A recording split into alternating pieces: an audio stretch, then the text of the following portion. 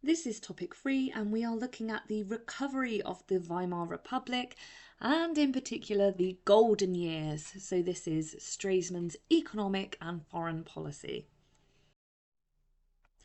First, we have the golden years in terms of economic policy. So Gustav Stresemann is hired to repair Germany after the events of the hyperinflation and the invasion of the Ruhr. So he is trying to recover German economy. How does he do this? We start with the Rentenmark in 1923. So he sets up a temporary currency and it's backed against German gold reserves. So straight away this brings faith back to German money because it's backed against the gold standard. This leads to growing trust in the economy. Because this currency is so strong, the Reichsbank is given control of this new currency and it's now known as the Reichsmark. So we've got a new currency that is much more trusted. This ends hyperinflation. They are no longer just printing money. The Reichsmark is trusted at home and abroad. And one of the things this does is it stimulates the economy. It makes foreign countries feel safe about doing trade with Germany once again. However, not everybody is happy. Those middle classes that have lost their savings as a result of hyperinflation do not get that money back. Next, we have the Dawes Plan. So this is an agreement with America that the reparations will be reduced to 50 million a year. So this is still expensive, but it is less than the bill was before. USA also loaned Germany £25 billion, and this is again to help stimulate economy. This is to invest in business and industry, and this will hopefully help Germany make huge profits so that they can pay back those huge loans due to USA. France also agrees to leave the Ruhr, and this will allow German workers to return to start work again so they can export that to France to help repay that debt. What is the positive here then? Industrial output doubles. Germany is working hard again, which means that they can pay back some of those reparations.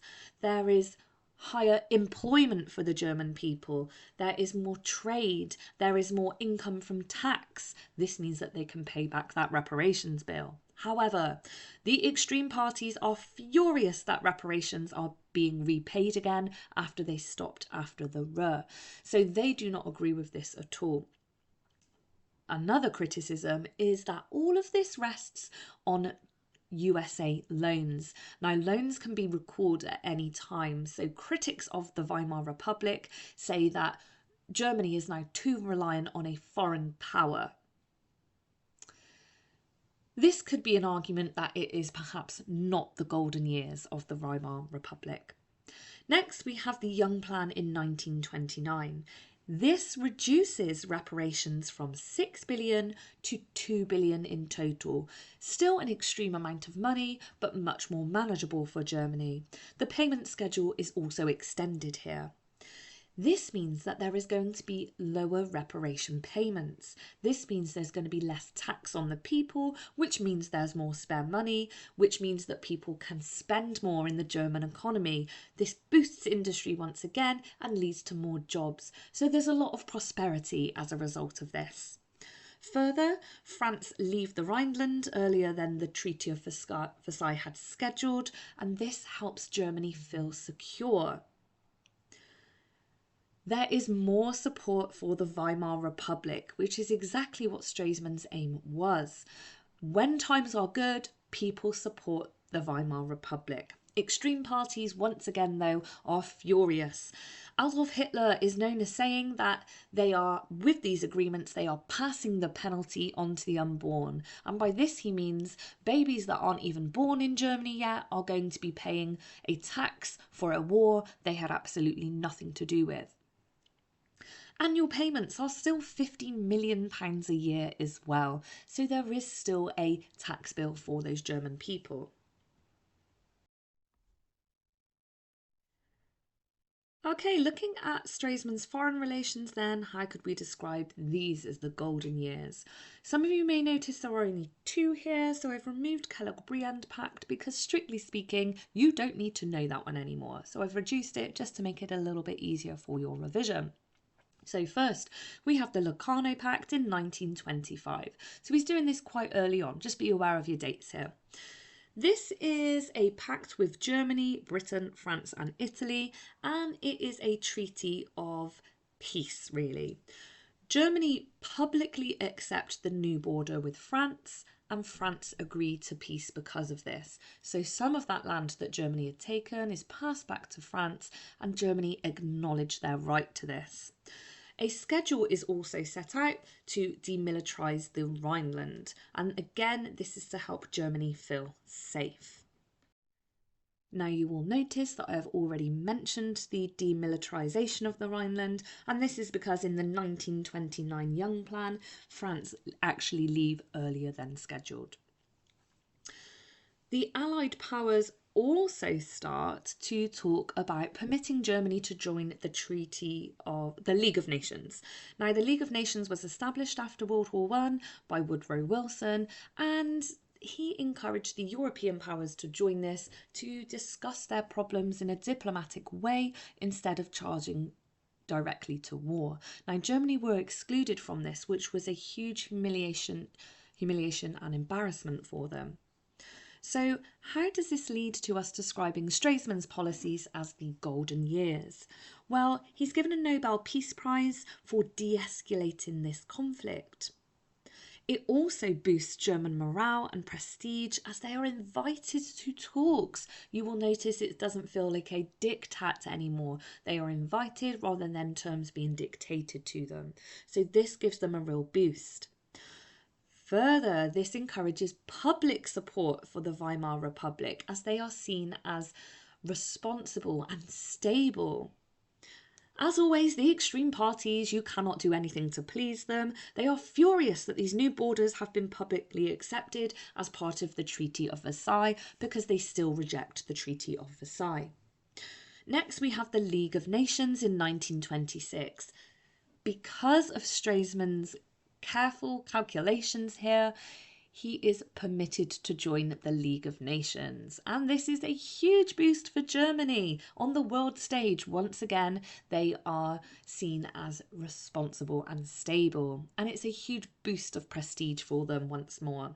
This leads to further support for the Weimar Republic. Again, the extreme parties are not going to agree with this because they think the League of Nations is too closely tied to those that agreed the Treaty of Versailles and that we should reject it.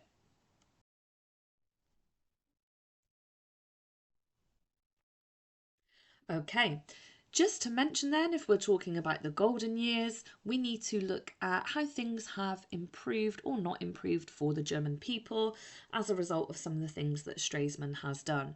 Now, I've reduced this right down because you don't need to know thousands of facts or figures about this one, so I've just left a couple in for you here. Unemployment is reduced to 1.3 million, which is a positive. We've got lots of these acts and these plans that have stimulated the economy, which has led to higher employment. Excellent. However, the normal person is paying 3% of their wage for a sickness pay. This is to help people when they are sick, and it comes out of your wage. Next, the working week actually improves for people. It's shortened and real wages rise by 25%. This means wages rise, but the cost of food isn't necessarily rising too. So people truly do have more money. Middle classes are still facing hardship after losing money in hyperinflation. So that is a negative for them. There are more houses built at this time, but some of this house building by the government is funded by a 15% rent tax, which comes from people already renting. Next, we are going to establish if it was the golden years for women. So we have lots of change for women at this time, but we're going to see the extent of the change here.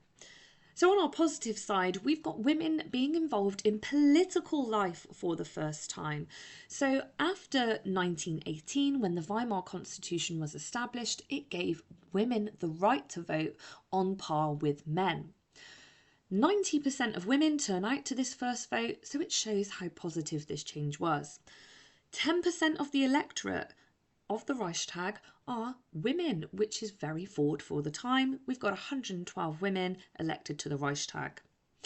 Article 109 is also passed at this time, and this stated that women were equal in society and should be treated the same in terms of their marriage rights, their work rights, and their political rights. In terms of work, we have a huge boost to women in the retail sector. So women are working in shops, in these part-time shops and offices, and there are more women in liberal professions. Liberal professions are teachers and doctors, and we see 5,000 doctors by 1932, female doctors that is. We also have a change in leisure for women as well. So as these women had more jobs, they had more money to go and spend on stuff in Germany. So they had a little bit more financial control for themselves. Women who earned money and went and enjoyed social lives and wore these new fashions were referred to as new women. Women would express themselves through French fashions, short hair, jewellery, the makeup, risque clothing, and they would go out to nightclubs, they would smoke and they would drink and they would have multiple boyfriends. There was a liberal sexual attitude. Now, before this, under the rule of the Kaiser, life was quite traditional for women, and you would be expected to marry more or less the first person you met and have children, and your job was to be a housewife and a mother. So we've got a big change here from the rule of the Kaiser. However, not all of this was positive. If we look on the negative side then, women are still not proportionally represented in the Reichstag. So although we've got Article 109 stating equality, if that was true, it would be 50-50, and it wasn't, but it is still a step forward. Women also never make it to the Reichsrat at all, so they are not in the kind of German version of the House of Lords whatsoever. In terms of work, although we had women in these new retail jobs and some in the more liberal professions, women at work was not necessarily higher than it was wartime, pre-wartime. So pre-war levels of about 36% of women at work. So there wasn't a big jump forward here. Most women, once they married, were still giving up work. Also, women who were in work were paid about 33% less than men. Not very Article 109. Women were not entering high status professions either, so we weren't seeing many women judges, for example. Your highest paid in society, that really wasn't accessible to women. Trade unions further criticised women. If there were any times of unemployment, they said this was due to female workers, and they were referred to as double earners. When a husband and wife both had a job, they were called double earners, and the trade unions didn't like this because they felt it took jobs away from men. Finally then, in terms of leisure, how many new women were there truly? Well, they were probably confined to the bigger cities in Germany, and if you looked into the countryside, in the rural areas, we probably didn't have as many new women. Lots of men criticised this idea of new women and said that they were destroying traditional family roles. And we know that the marriage rate falls and the birth rate falls. In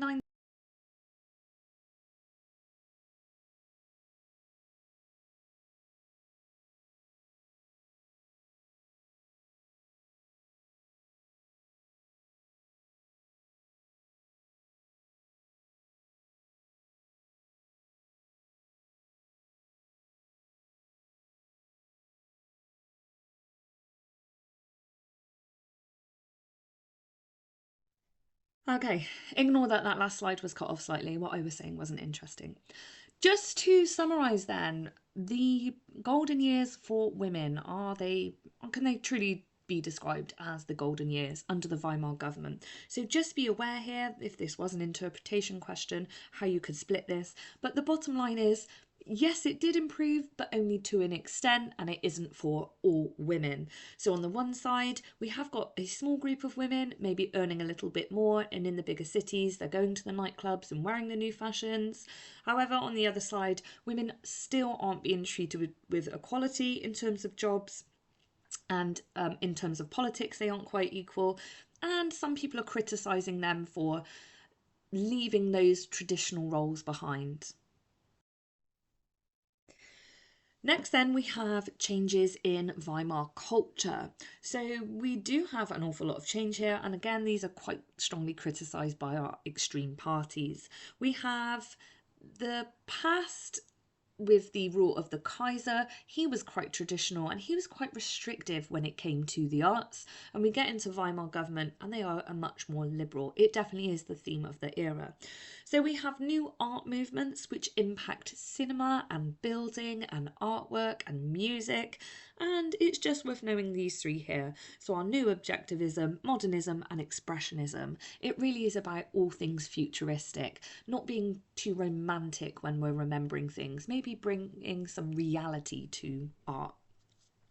The Bauhaus movement is inspired by this, and new buildings are designed that look very futuristic.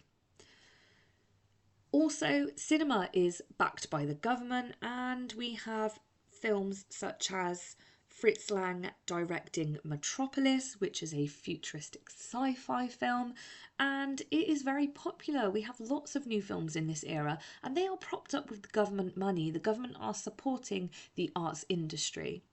However, on the negative side here, there is quite a lot of criticism from traditionalists. Lots of people look at this new artwork and they feel that it is depraved, it is disrespectful towards veterans.